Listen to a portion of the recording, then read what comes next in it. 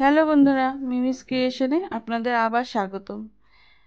আজকে আবার একটা রান্না নিয়ে এসেছি, মুখি কচু দিয়ে মাছের ঝোল। কর্তামশাই বাজার থেকে মুখি কচু এনে হাজির, এনেই অর্ডার আমাকে মাছের ঝোল রান্না করে খাওয়াও। আমিও প্রস্তুতি নিলাম। কচুগুলোকে আগে সেদ্ধ করে নিয়েছি, পরে চোকলাও ছাড়িয়ে নিয়েছিলাম। আলুগুলোকে এইভাবে কেটে নেব। আর একটা পেঁয়াজ নিয়েছি, একটা পেঁয়াজই হয়ে যাবে। ওদিকে পেঁয়াজটাকে কুচিয়ে নেব।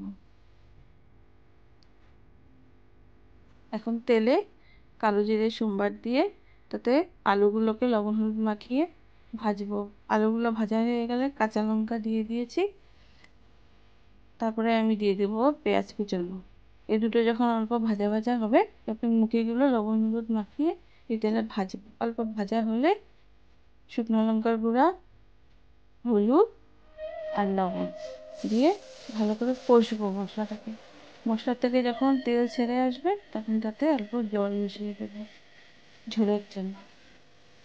যখন ঝোলটা ফুটে উঠবে তখন তাতে মাছগুলো আস্তে আস্তে ছেড়ে দেব।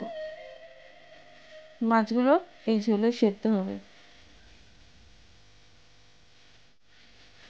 সেদ্ধ হয়ে গেলে আমার রান্না রেডি।